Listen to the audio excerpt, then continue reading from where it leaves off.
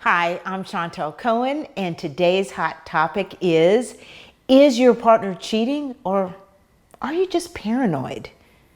We're going to find out today. I'm going to give you some tips to kind of look for, and let me just do one thing first. I need coffee. So let me just go and grab a little bit of coffee. Oops, I just almost spilled it. And I'm going to try to do this without spilling it. Sorry, guys. Okay, so I've got my notes here. So let's start with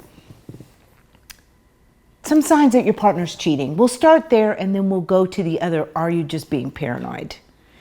And I'd love for you all to give me some comments on this. Obviously, these are not all the signs, but there's some signs, and these are the ones that I see in my practice. So, one is, come on guys, if you've cheated before and there's a history of cheating, then that's a sign that you're more likely to cheat again. It's just, probability is just higher. It's a simple probability. So let's say you know that your partner has cheated on other people or he or she's cheated on you. So that's one sign that possibly they could be cheating.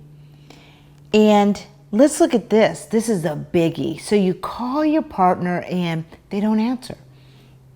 And then you hear from them a couple hours later, oh, I forgot my phone at work, or God, I just was pulled into this meeting. So you're like, you couldn't text me? You couldn't let me know? They go missing for chunks of time. You have no idea where they are. And then when you ask them, they give you a lot of details. Well, then I went here because I was talking with so-and-so. That's one of the signs, is that they're giving too many details and they're missing for periods of time when ordinarily you would have heard from them.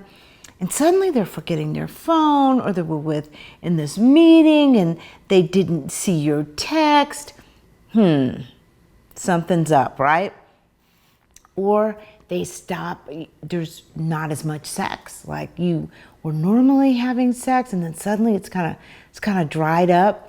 But here's the flip side of that. Guys, sometimes people speed it up a little bit. And so now you're having more sex than usual. So I know I'm really confusing you, but both things are true. I see both in my practice, where sex is pulled back, intimacy isn't there, or man, they're cranking it up. Suddenly it's like, so they're kind of overcompensating for the fact that they've been stepping out. I mean, obviously another one, and this is really, really obvious. For the ladies, if you go have a pap smear and something's unusual about it, and your partner's saying, well, I don't know, maybe you had that before we got in our relationship. You're like, well, but no, my pap smears have been coming back clear all this time, and well, that it can lie dormant, so there's something going on with your pap smears, and your partner makes it seem like it's you. Another is your partner suddenly has these new interests.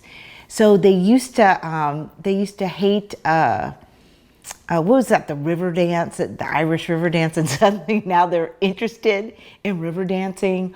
Or there are bands that the type of music they weren't interested in before, but suddenly they think it's really cool. That's another big sign. Or they start paying really a lot of attention to their body. They start wearing new clothes, they're working out, they're watching what they eat. Suddenly, you turn around and suddenly like, what? My God, you look so good. I'm sorry, guys, but that is a sign. So just to reiterate, history of cheating, missing, they're missing for hours. Suddenly they don't have their phone with them. They're less interested in sex, or they're really interested in sex, or you've had a pap smear, some health thing that's abnormal that wasn't there before. Or your partner starts developing new interests, things that they weren't interested in before, now they're really interested in. And also that they're hyper-focused on their body, their clothes, the way they look, what they put into their mouth. And one other that I forgot to mention is they're just moody and distant. It feels like they're kind of vacillating back and forth. They're, oh yeah, really interested. Oh, let's do a date night. And then suddenly they're not talking to you. They don't want to kiss you. So there's almost like this, sometimes people really pull back, or there's this back and forth because they may be experiencing some guilt. And so they overcompensate and then they start to pull back. So here's the other side, and I have seen this, guys. Are you just paranoid? Well, here's one. Do you have a history of abandonment? Have you had other partners who've cheated on you, and now it makes you more sensitive to it? So suddenly, when he or she isn't there, you're going through their drawers. Let's say that they've gone to work early, and they said, hey, just turn the lock on your way out. You're combing through all their stuff, and now you see that maybe they did something special with an old partner, and they don't do that with you, and you kind of fish and ask them about it, but they don't tell you about that time that they had with an old partner. So you start fishing for things. You're looking, you're searching, because you have this unease that's been there, either from childhood, from a partner, from either a partner that hasn't been there or a parent who has been emotionally distant or just wasn't around. Let's face it, guys, that can be the ultimate rejection. And it can have us feeling like if our parent isn't going to be there, then how can I expect this partner to be there?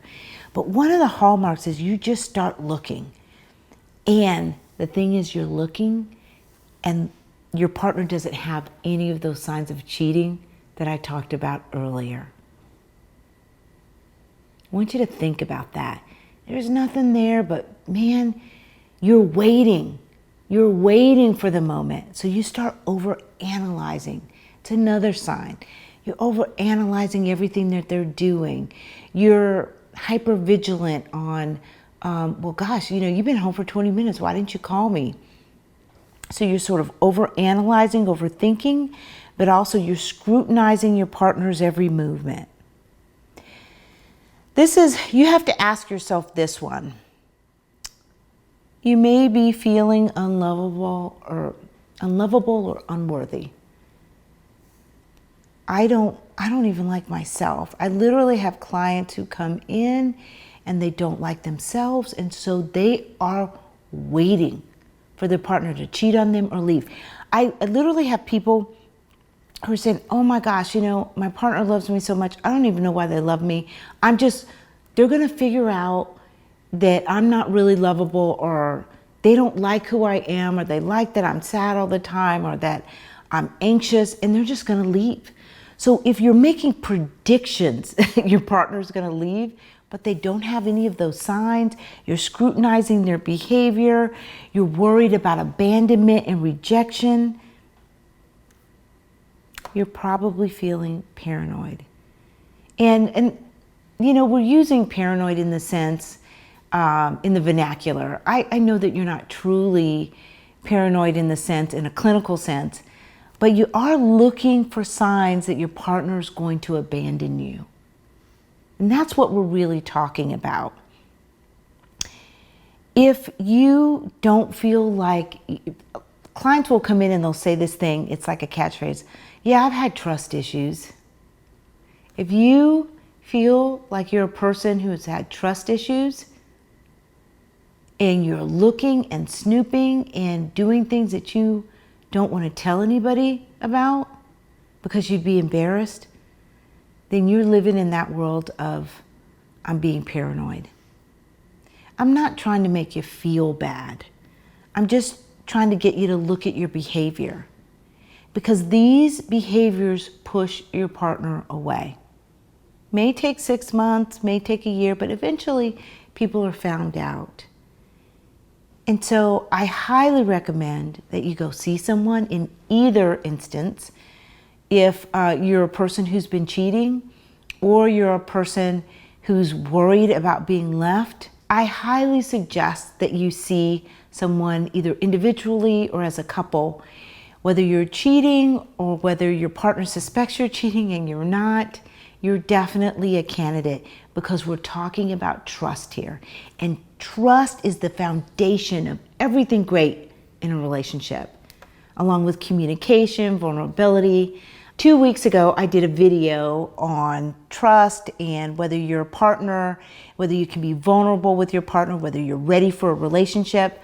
Look at that one. It's really great. I think I had like 6 or 7 signs that you're ready for a relationship, because being paranoid or cheating tells me you're not ready. If you can't commit, or if you can't be vulnerable and tell your partner that you're worried about them leaving, then you're not ready for a relationship. I want to hear from you guys. This is kind of a hot topic. I'd love to hear, maybe you disagree with me. Maybe there's something that I'm missing. I would love to hear your signs that maybe your partner's cheating, or signs that you're being paranoid. Follow us on Instagram, Twitter, or Facebook, and please, please, please go to YouTube and subscribe. For those of you who are interested in meeting your partner's needs and beginning that process, knowing whether you're a connector or a fixer is paramount to meeting your partner's needs. Go to becomeoneagain.com, click on the quiz and take it. It's one step closer to meeting your partner's needs. I'm Chantel Cohen, and I help couples become one again.